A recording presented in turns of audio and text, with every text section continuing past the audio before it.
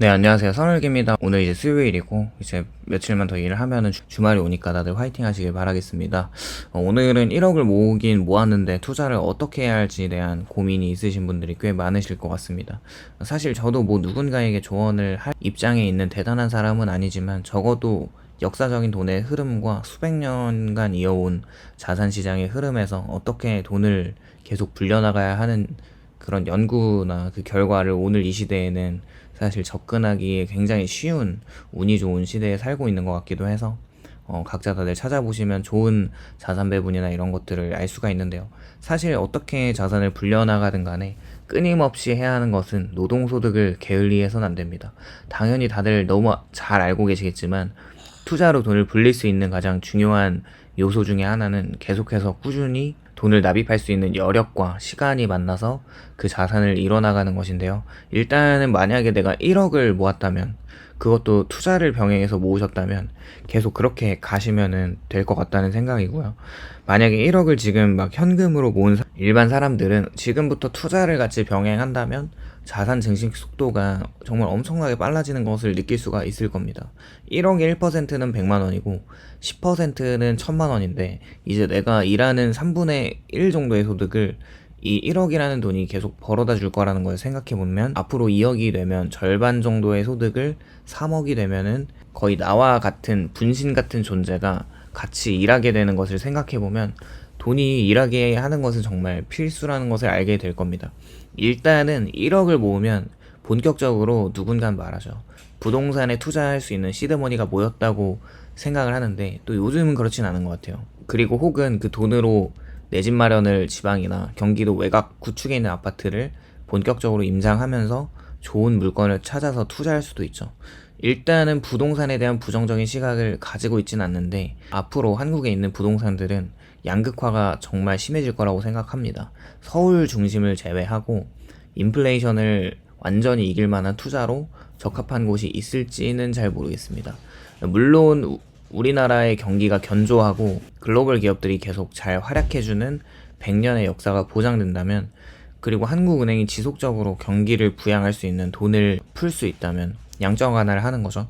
앞으로 부동산도 꾸준하게 올라갈 수 있는 환경이 마련되겠지만, 저성장에 진입한 한국과 부채가 계속 쌓이고 많아지는 한국의 구조를 보고, 또 기축통화가 아닌 원화를 가진 한국을 생각해 본다면 1억을 당연히 모든 끌어모을 수 있는 대출을 다 끌어모아서 서울의 아파트를 살 수가 없는 건데, 그게 당연한 건데, 애매한 부동산에 투자하기보다는 차라리 글로벌 자산 배분을 하는 게 훨씬 낫다는 결론을 내리게 되었습니다. 물론 부동산 고수분들은 이 발언에 불편하실 수도 있지만, 또 저평가된 지역을 사면 괜찮다고 하지만, 현실이 좀 그렇다고 보고 있고, 만약에 주거지 마련을 하는 관점이라면 뭐 그렇게 하고 투자를 시작하는 관점에서도 좋다고 생각합니다.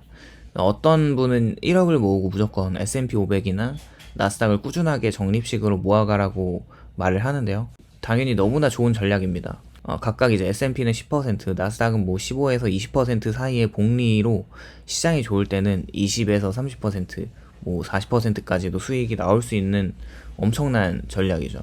근데 최대치를 생각해보면 그렇게 1억에 30%라고 하면 3천만 원의 수익이 생기는 건데, 사실 이 100%의 주식으로만 모아가는 것은 아주 젊은 사람이라면 길게 보고 꾸준하게 가져가는 것도 좋다고 생각하지만, 내가 아직 젊지 않고 뭐 이제 손실에 대해 굉장히 좀 힘들고 노후 준비하는 자금이라고 하면 자산 배분을 적극적으로 추천합니다. 저 역시 투자에는 새가슴이기 때문에 계란을 한 바구니에 놓지 말라는 투자 격언을 생각해 봤을 때, 주식의 100%는 앞으로 언젠가 언제 올지 모르는 경기 침체와 주식시장 폭락은 자산시장 역사상 앞으로도 있을 수밖에 없다고 생각하기 때문에 주식의 전체 100%를 넣지는 못하고 있습니다.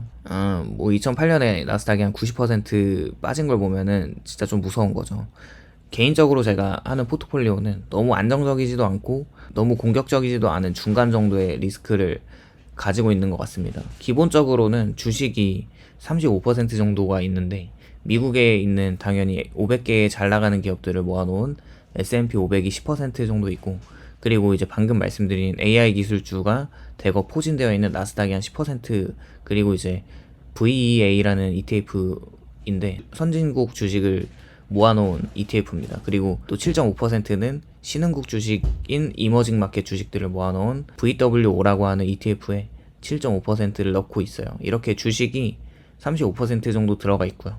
그리고 채권에 한 40%가 들어가 있는데 미국의 단기채와 중기채 여러 우량 회사채를 섞어 놓은 BND라고 하는 ETF가 20% 정도이고 장기채로 구성되어 있는 ETF인 TLT가 10%입니다. 그리고 하이힐드 회사채로 높은 이자를 가져가기 위한 초단기 하이힐드 회사채인 SJNK ETF를 10%로 모아갑니다. 그렇게 채권에는 40%로 구성이 되면서 75%가 마무리가 되고 마지막으로 또 다른 자산으로는 25%로 금과 은을 모아갑니다. 금과 은의 비율은 2대1로 맞추려고 하는데 최근에 은 가격이 너무 많이 올라서 2대1보다는 은이 더 많은 비율을 차지하게 되었습니다. 어쨌거나 원래대로 2대1 비율로 가면 금은 17.5%고 은은 7.5%로 둘이 합쳐서 25%입니다.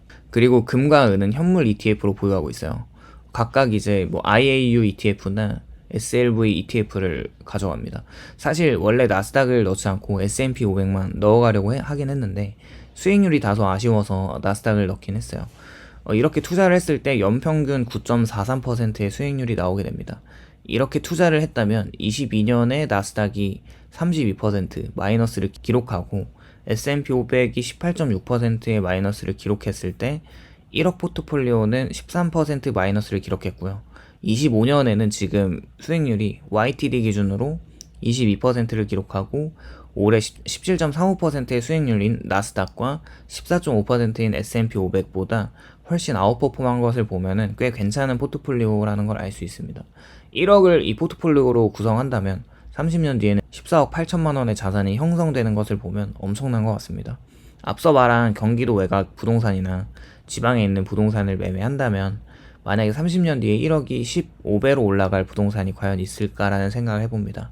만약에 이 영상을 보신 분들은 1억을 모았다면 느끼시는 것이 그 돈을 모으기에 엄청난 시간과 노력과 고난의 시간들이 기억나실 겁니다. 아무리 월에 200만원씩 풀로 저축하더라도 4년을 넘게 꼬박 한 달도 빠짐없이 저축해야 모이는 돈이라고 생각하면 월급을 받고 아무것도 하지 않고 돈을 그냥 쏟아 넣어서 산 걸 보면 그만큼 포기하는 게 엄청 많을 겁니다. 그렇다면 절대 그 돈을 잃어서는 안 된다는 생각을 하셔야 하겠죠. 투자에서 가장 중요한 것이 돈을 잃지 않는 것인데 수익률이 좀 낮더라도 천천히 장기간 시간을 두고 불려나가는 것이 가장 중요한 것 같습니다. 그리고 저런 투자 포트폴리오를 안다고 하더라도 절대로 뭔가 일을 쉬거나 그러면 안 됩니다. 연간 대략 9% 정도의 수익도 엄청나지만 더 엄청난 것은 내가 연간에 납입할 수 있는 소득의 돈은 수익률을 환산하면 1년에 1200만 원만 저축한다고 해도 10%의 수익률이 나기 때문이죠. 좀 더 허리띠를 졸라맨다면 더 빠른 시일 내에 경제적인 자유에 다다를 수 있는 순간이 분명히 올 거라고 생각합니다.